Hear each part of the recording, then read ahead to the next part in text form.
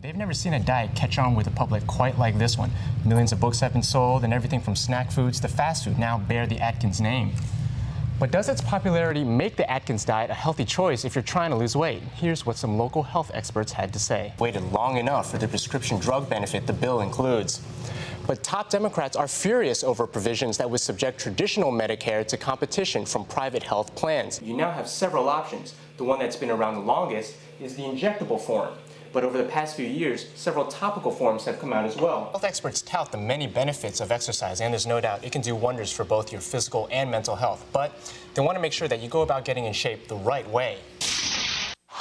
It's hard to say really how close we are. Dr. Paul Spearman's lab at Vanderbilt Medical Center is trying to develop one of the most complicated vaccines ever. One of the really big things we've learned is that it's not going to be a simple process. Not just any vaccine, but a vaccine for HIV, the virus that causes AIDS. What we're really doing is making steady progress. Vanderbilt is one of only 10 centers in the U.S. being federally funded to test vaccines in human volunteers. Spearman says HIV is difficult to make a vaccine for because it mutates extremely fast. It is such a variable virus, so it's able to change its genetic structure. So even in one infected individual, there's not just one virus, there are many viruses.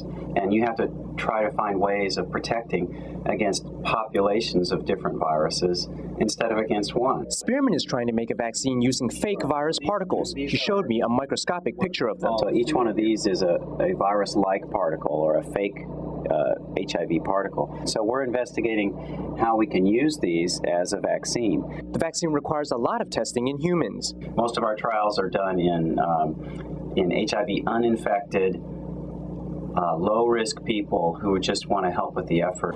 Dr. Spearman wants people to know that the vaccines he's testing are 100% safe and that there's no chance any volunteers can become HIV infected. However, their participation is absolutely critical if a vaccine is to be found one day. Spearman is optimistic and wants the public to know progress is being made. I would like everyone to understand that it's a difficult problem, that we're making progress, not to expect a huge breakthrough in the next year or two, but that we're going to get there. In a few days, Dr. Kevin Cox and his team at Heartland Family Dental Care in Bowling Green will be giving free dental care to kids without a medical card or dental insurance. Any student in a Warren County school is eligible. We have a huge need for dental care at Warren Elementary School. It was just a wonderful opportunity for our families. Dental care is badly needed in the state of Kentucky, with federal statistics showing more people in Kentucky have lost all their teeth than any other state. Dr. Cox says our woeful teeth as adults can be tied to our lack of dental care during childhood. Kids are drinking a lot more pop, a lot more sugar nowadays, and they're just not brushing as much. Just a lot of premature decay in their baby teeth. Many parents say they can't afford a trip to the dentist, but a report from the group Kentucky Youth Advocate says even among children who do qualify for dental care for the poor, 2/3 of them never saw a dentist last year. Dr. Cox says parents just don't realize the hazards of tooth decay. A lot of parents also think since it's like a baby tooth, and so forth, that maybe think, well, they're only going to lose it anyway. Poor dental care has been linked to problems like heart disease and premature labor. And besides, Dr. Cox says losing your teeth just looks bad. It's going to change their overall configuration of their mouths and their facial features. He says parents and children need to wake up and start the brushing. Morning before you go to bed? It's almost like you have to draw a line in the sand and say, I'm going to start taking care of my teeth.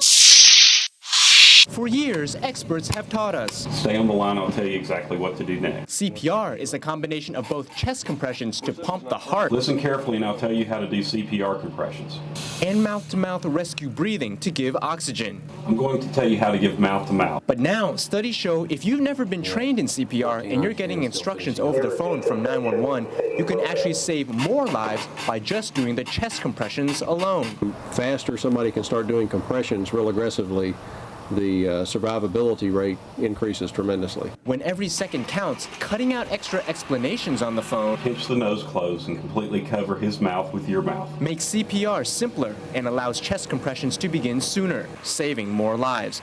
But EMS dispatchers here in Bowling Green aren't quite ready just yet to adopt the new recommendations. They first want to see how bigger cities fare with the new guidelines. We're going to continue doing what we're doing until we have more information to make the changes. In the larger cities, they're going to have a lot higher volume that they can evaluate in a short amount of time to validate the effectiveness of this. And if this is a way to better it, then we will definitely go to that way.